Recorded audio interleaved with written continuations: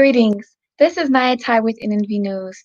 Today we have the honor and privilege of interviewing Sister Kim, also known as the Signing Sister. Sister Kim, how are you doing today? God's permission, how are you? I am wonderful. Thank you so much for joining us today. Oh, thanks for having me. Of course. So, do you mind telling us a little bit about what you do? Well, what they call a sign language interpreter. They have different, like ASL or signed exact English. There's different methods to doing it, but I primarily do mostly ASL with English. I translate for deaf. I interpret for deaf people and hard of hearing people who need access to the world and the environment around them. Yes, ma'am. And what is the importance of sign language? Why is it important to know how to be able to sign? Well, I think it's really important because the word I just used was access, and it evens the playing field for people who use sign language for communication. So, what we take for granted, being able to just go to a supermarket or a restaurant and be able to order, if the waitress was able to sign, then the deaf person could do the same thing. So it's, and teachers, educators, doctors, if they were able to just even sign small sentences just to even make the person feel, like they're being accommodated, and then they can get a qualified interpreter if it's necessary. But it really, really provides a lot of access for people who would otherwise be oppressed, pretty much. Yes, ma'am, and that's something that the average person probably wouldn't think about. And why do you think that the average person wouldn't even consider something like this? Good question. I think I was thinking about that a little while ago. Actually, it's like the hidden disability. I have to put that in air quotes because that's just the term that most people know. But for example, if there's a young child that's sitting in a classroom, there's no wheelchair, there's no arm cast, or there's not a lot to really point out to anyone that there's a need to be addressed or a need for the accommodation or anything. And I think because deaf people have been so fantastic about figuring it out, so to speak, like when they go to the restaurant, they wait through the drive-through and they on the menu and they do a lot of the accommodating. I think that we as hearing people have sort of gotten used to or comfortable to that situation, and so we don't really see a need to change it. Yes, ma'am.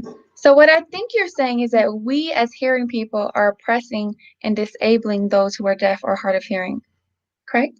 Oh yes, that's a, that's a good clarity. But we tend to shy away from those words. But we're really um, again, learning sign language is the great equalizer, because the only thing, like, deaf people are able to drive cars, they're able to, you know, they have different jobs. There's deaf people who have their master's degree, PhD candidates. There's an array of deaf people, but again, the hindrance for them is that we as hearing people refuse to acknowledge their language.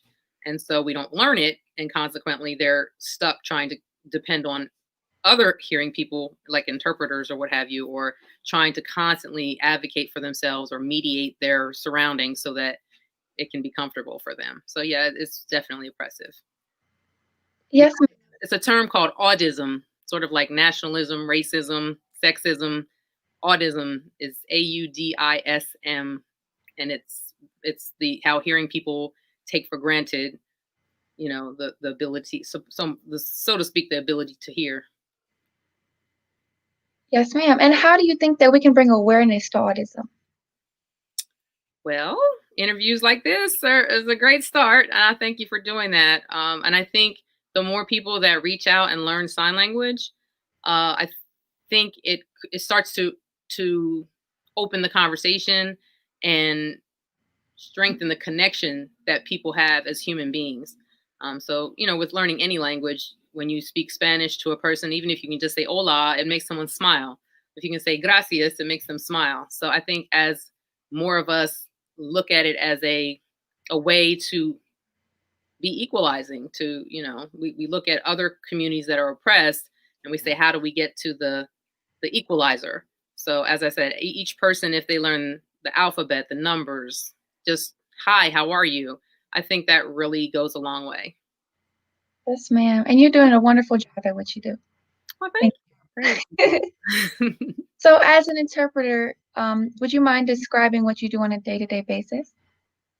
Well, right now I'm not doing a lot because of the schools being closed, but typically I would have been I do what they call freelance interpreting, and that's where I usually work with an agency, and they call me to do appointments, or if a staff interpreter. So you can be hired as a staff interpreter, which means you're there with that student, the deaf student, every day. If they're sick or they have an emergency or something, they'll call me, and I come in and I provide that service for them. And I've done medical appointments. I've done the whole. I mean, I've done weddings. I've done a whole lot of. Done some stage interpreting. A few people may have seen me on like 10, 10, 15 with Minister Farrakhan, and recently I started doing it on the Facebook Live, the social media. So right now I'm trying to use the technology in order to to be able to access and provide awareness and give education to people using what we're using now, this technology. And that's a very wonderful idea. I'm sure that everybody appreciates what you do and how hard you work to be able to provide other people with what someone else is saying. Sure. So, Sister Kim, what inspired you to learn sign language in the first place? Ah, uh, I started very young wanting to know sign language. I have to give credit to my sister because she knew a deaf person, and they would kind of sign back and forth a little bit. And when my sister and I would get together sometimes and try to sign songs, even though we didn't know all the signs, but we were just so motivated, and it was just so much fun for us to try. And just like you sing karaoke, but if you add a whole bunch of hand movements and everything, it makes you like, yay, this is more fun. So that was like my initial like, oh, I got to do this some more.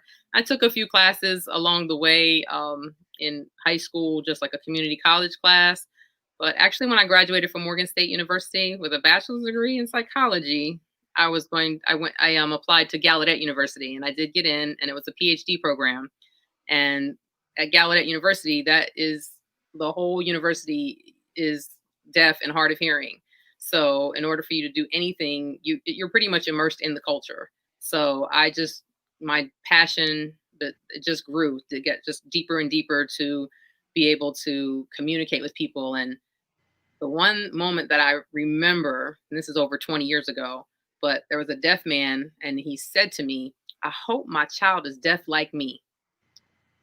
And it just struck me as, wow, people really, they don't see themselves like we see them. Like I want my child to not really be sitting in the living room listening to the radio while I'm over here doing nothing. Like he really wanted to have that bond, so to speak. So it really removed for me the disability, so to speak, of it. And it gave me that advocacy and that passion that, hey, I mean, we just got to do our part as hearing people to jump in and say, hey, I can sign. I can sign. Can you sign? And it just changes the reality. Wow, that's something that I've never even considered. Um, so as hearing people, how do you recommend that we go about learning sign language on our own? Well, there's a lot of ways. The good news is I have teamed up with one of our amazing deaf sisters.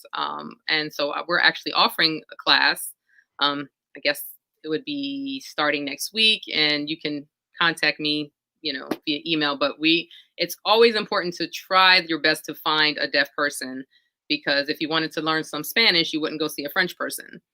So it's really important to get that access, because oftentimes if you just Google something, you're not sure if that person is like a student themselves, and they're just kind of out there like when I was a kid, oh, let me do this, let me just.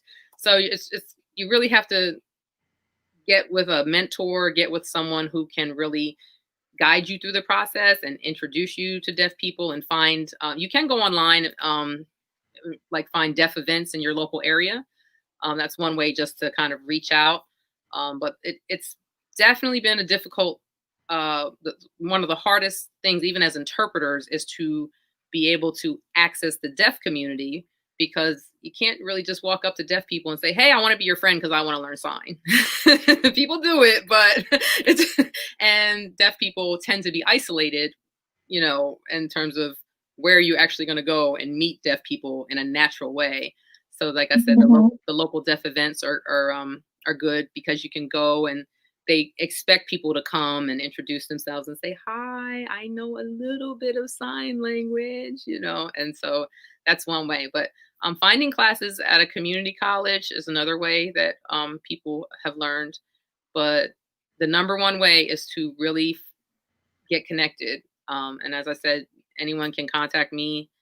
You can give the information or what have you, and I'll be happy to assist them, help them through the class. I'm personally excited about the class that I'm doing because I've done classes in the past as an interpreter and just giving some basics, but I'm now being partnered with a partnership that I have with a deaf person who is going to bring that other aspect to the class. Is going to be amazing. It's been amazing so far, and it's going to be amazing moving forward. So. Yes, I really look forward to that class. Question, can you just let everybody know how they can sign up to join the class?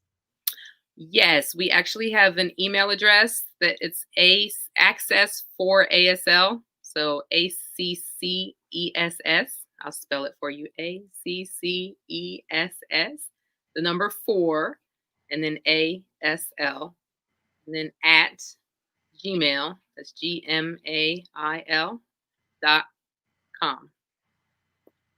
So you can send an email and just say, "Ready to learn." I think I said ready to sign or ready for sign, but either way, you can just send a quick email and we'll respond and get you the form that you need to sign up. And the classes that we have getting ready to run are 2-week classes. So we try to keep in mind people's schedules, and they're in the evening so people can put the children to bed and come on and join us and participate. Yes, ma'am. And how, as hearing people, could we benefit from being able to speak sign language?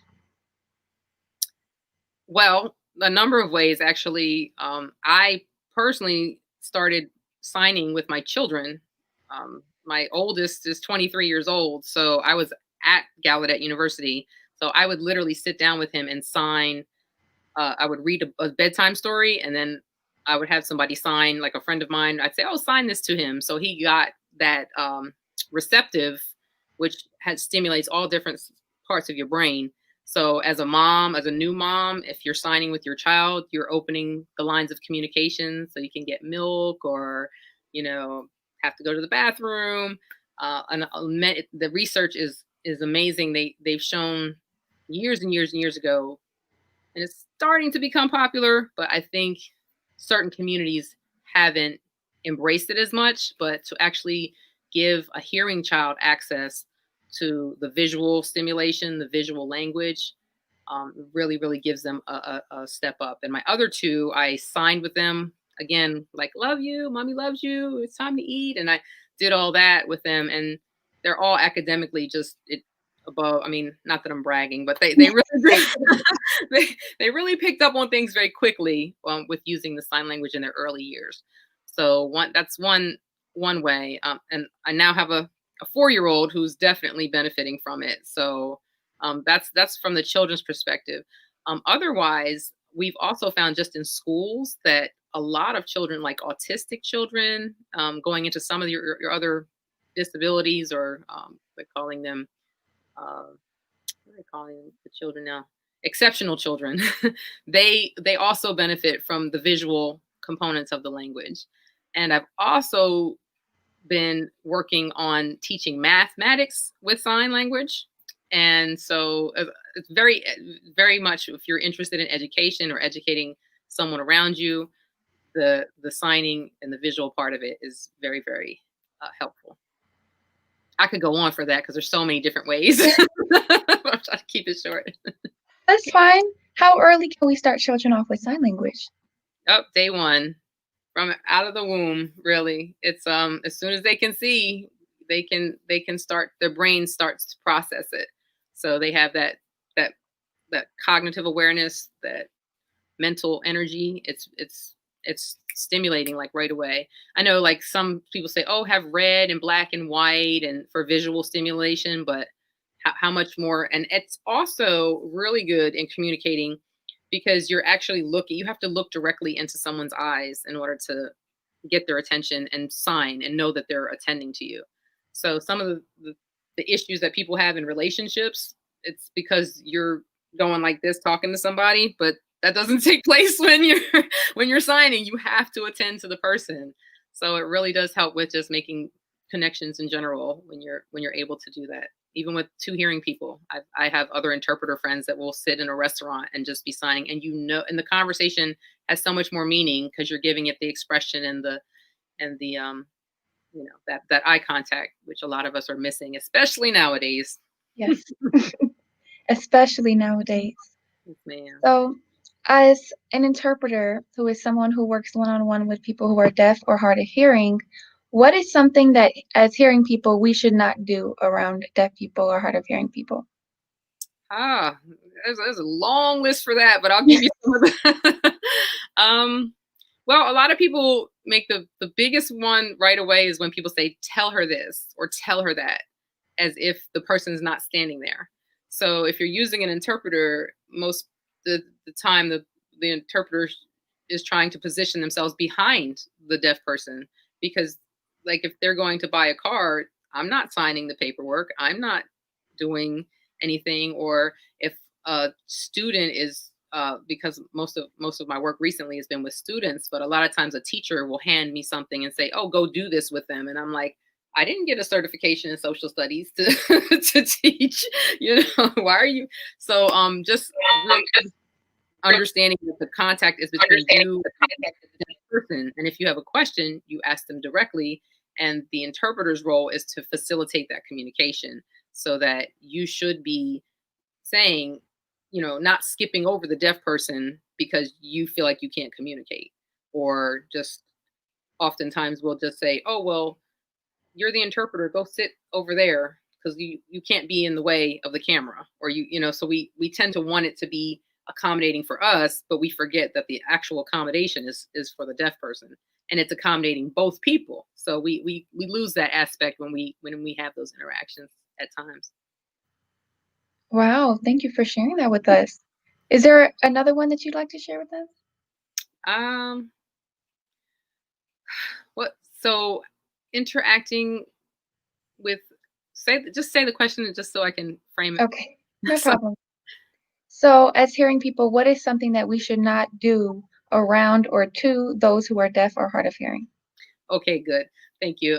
So the second one is pretty much just talking without even acknowledging, like, well, maybe I need to write back and forth. Or if you're watching television with someone and you can say, oh, I can put the closed captioning on. And oftentimes we'll say, oh, it's a football game. Oh, you can't put the captioning on because you can't see the play, and it's like, well, this person can't hear. Or so it's just not kind of making them your shadow, and making sure that you're present in the moment. So if you're in a car or something, or you're ordering food, you want to make sure that, okay, what do you want to order, and make sure that everything's being clear and stated for them, or what have you. And the more you can learn sign, of course, the more you can facilitate, communication. Yes, ma'am. Can you reiterate why closed captions can be so important? Oh, well, closed captioning is like a kind of a half and half thing because sometimes, because ASL is considered an actual separate foreign language, it sometimes may not benefit certain deaf people. There are deaf people who grew up a little bit more with being able to access reading and capabilities. So that's the first thing. So some deaf people really do need that interpreter. um, Ideally, it's an interpreter with the closed captioning because and being able to see the speaker. So those are three components that you have to have in order to show that you're making accommodations. Oftentimes, I've been in classrooms where a teacher will just pop on closed captioning. And if you've ever paid a little bit of attention to them, they're not very accurate, which is the other, cats and pants and things just get all, whatever the wording is, may not be clear. So oftentimes it's missed. So if you have the closed captioning, especially if you're an educator, you want to go back and say, oh, wait, that's not what they said. Or did you understand? So it's always asking for clarification. And ideally, having the interpreter is what gives that 100% access, because the interpreter's job is to make sure that there's understanding taking place. But obviously, if there's no interpreter, closed captioning would be technically the next best thing. And that's kind of shifty because you really want to get an interpreter as often as possible and be learning sign language to make sure, hey, do you understand what we're doing here? And oftentimes that's what we see in education, is that the deaf people, I've seen remarkably intelligent deaf students who aren't getting the access to the communication. So they're being erroneously labeled as not as intelligent or slow or not wanting to participate. And so there's that as well. Wow. Thank you so very much for sharing that with us, Sister Kim. Sure. So I have a couple more questions before the end of our interview. Mm-hmm. One, do you mind, I know you already stated this, but why is it important for us hearing people to learn how to sign to communicate with those who are deaf and hard of hearing? Well, yeah, you're just let me tell you some more reasons. Like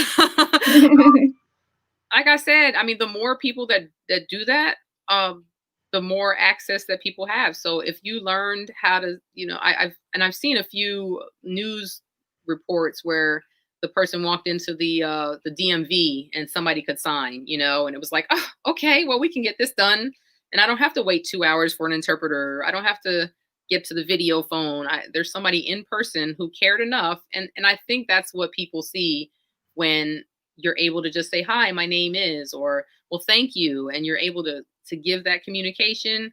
It speaks to the humanity of, I cared enough to learn this, so now we can actually have an exchange, as opposed to, okay, I'm just going to call somebody else. You're in my way. I guess I'll get an interpreter. I mean, there's that immediate feeling of oppression when the deaf person and the hearing person meet. Whereas if you start signing and the deaf person's like, oh, okay, we're an ally, we're together, we're in this together. So just learning small basic signs can be the difference between, especially if you're in business, deaf people buy cars, deaf people, go to restaurants, they eat. And when there's a person at a restaurant that's signing, you're going to get the phone call to 20 other deaf people, like, go to that place because they sign, So there's a lot of opening the doors on both sides. Wow. And so when, as hearing people, we do go to learn sign language, why specifically do we have to learn ASL? What is ASL? So American Sign Language is a lot more expressive, a lot more, I don't want to say, it's the visual parts of it, the nonverbal communication that's there. There's a lot more there's more dynamic to it, so to speak. And the other side of it is English, signed exact English, where it's literally mostly done where hearing people have taught deaf people, and their thinking is that they need to learn how to read. So they're not giving them the structure of what it looks like in the actual language of the expression. I can give you a quick example. Like if I'm reading something and I say waterfall and I just say, this is water, and then this is like a person falling.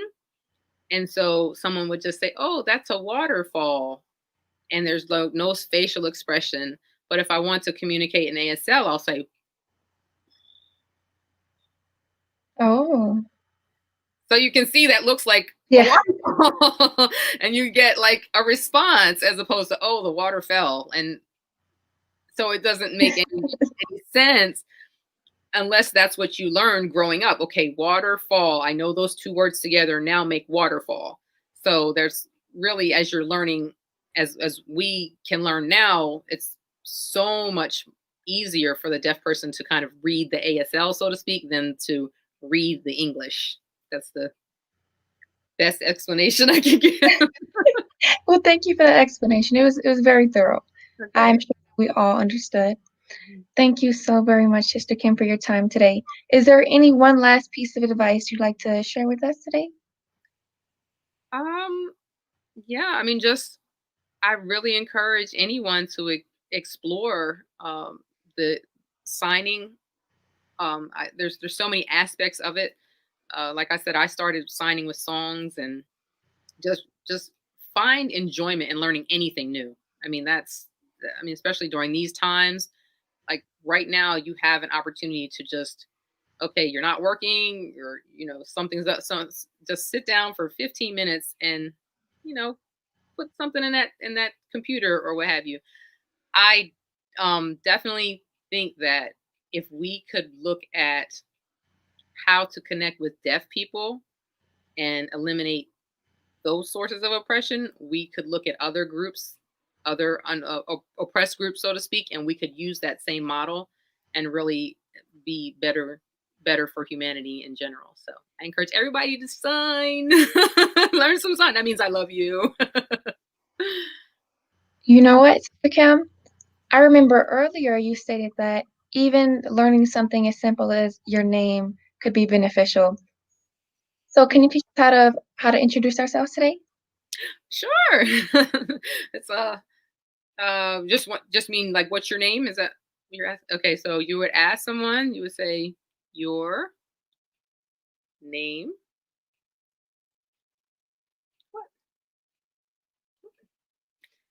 And you would answer by saying my name. And that's where you start spelling your name. So yours would be Ny A H. Yay! Good job. That's a universal sign right there. Yay! Big ups. Big ups. Well, thank you so very much again, Sister Kim, for taking the time to do this with us. Yes, and Um, you. thank you. Yes. Thank you. You're a natural. Yay. Yes, ma'am. All right. So to conclude, thank you for tuning in today. Please share with us your thoughts in the comment section below. Please follow us on social media at NV News, and please subscribe to our YouTube channel, National Network View. This is Naya Tai with NNVnews.com. Be a part of the force that powers truth in journalism. Your support helps to combat false media. Cash App NNV News.